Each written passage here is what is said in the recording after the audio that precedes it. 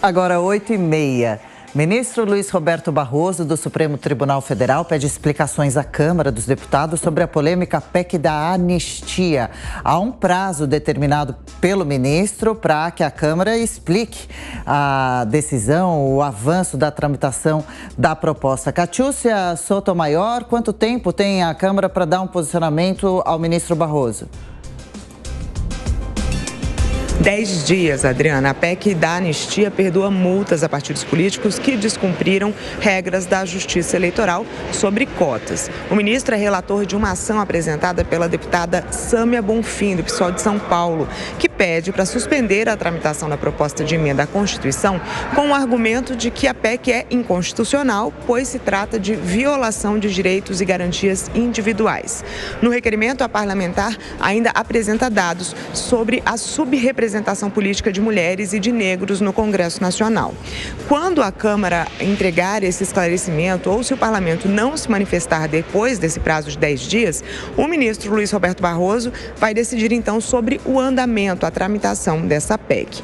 Em abril do ano passado, os partidos passaram a ser obrigados a destinar o mínimo de 30% dos recursos do fundo eleitoral, que é abastecido com dinheiro público, a candidatas mulheres e também a oferecer a quantidade proporcional do montante a candidaturas negras, por sigla. A PEC retira, então, as sanções dos partidos políticos que não cumprirem essas cotas de gênero e raça. De acordo com a proposta, ficam livres de multas e de outras punições essas legendas, tanto nos pleitos que já foram realizados, quanto na próxima eleição municipal, em 2024. Na terça-feira desta semana, a Comissão de Constituição e Justiça aqui da Câmara dos Deputados aprovou por 45 votos a 10 a proposta, que agora deve ser analisada por uma comissão mista. Após a aprovação na CCJ, a presidente do PT, a deputada Gleisi Hoffmann, defendeu que as multas previstas são abusivas e que isso inviabilizaria partidos políticos. E também ela disse que por isso não há reiteradas anistias no Congresso. Se for aprovada, será a quarta lei que institui anistia aos partidos que não cumprem a legislação em 30 anos. E só para concluir, na reunião da CCJ, quando foi aprovada a PEC, então, para começar a tramitar, a presidente do PT ainda sugeriu ajustes. Ela disse, por exemplo, que os partidos que não cumprirem a regra poderiam perder uma cadeira ocupada por um homem para uma mulher, e isso seria mais justo. Eu volto com vocês. Pois é, esse assunto levantou muita discussão, a gente segue falando sobre isso. A Catiúcia daqui a pouco volta. A Amanda Klein, como analisa essa aprovação da PEC da anistia pela Câmara? É uma coisa escabrosa, Adriana, não dá para entender. É o maior perdão da história a partidos políticos.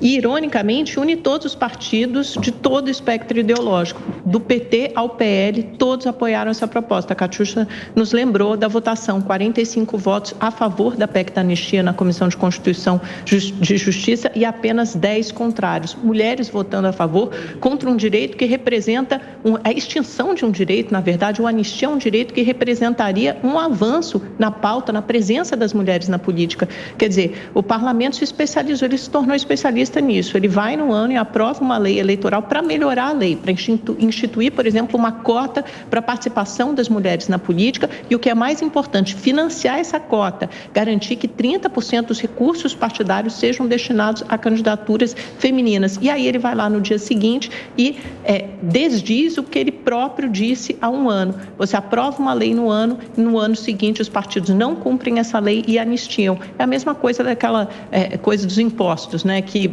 muitas empresas se especializaram nisso, a não pagar impostos porque sabem que terão um refis dali a alguns anos e poderão financiar com desconto e com multa muito menor ou sem multa, com a suspensão de multa. Virou uma piada, você aprova algo para fazer avançar a lei e depois você aprova uma lei anistiando o partido. É exemplo de corporativismo, de patrimonialismo e definitivamente representa um retrocesso na política. Beraldo. Revogar as regras que valeram para eleições anteriores, sendo que essas leis, essas regras foram estabelecidas pelo próprio Congresso, é realmente absurdo. Só que essa discussão tira o foco do que é mais importante para a sociedade brasileira. Essa própria lei foi aprovada no calor da militância, quando a gente precisa discutir formas para efetivamente conseguirmos trazer mais mulheres para participar do processo político e não simplesmente serem candidatas, assim como os negros. A gente precisa tratar dos problemas estruturais da sociedade brasileira e avaliar como resolvê-los. Não adianta, e a gente vê isso no Brasil tantas vezes, não adianta você ver pessoas, por exemplo, negras e pardas, crescerem à margem da sociedade. De repente, só quando você chega na universidade é que você quer pegar essas pessoas e dar a elas uma oportunidade. Vamos tratar na base, vamos tratar na forma como a sociedade brasileira se integra, como é que a gente trai, como é que nós atraímos a atenção e a participação dessas pessoas para que o processo político brasileiro seja mais maduro do que é hoje. Isso é uma palhaçada que a gente está vendo e, infelizmente, tudo indica que prevalecerá esse oportunismo do Congresso Nacional.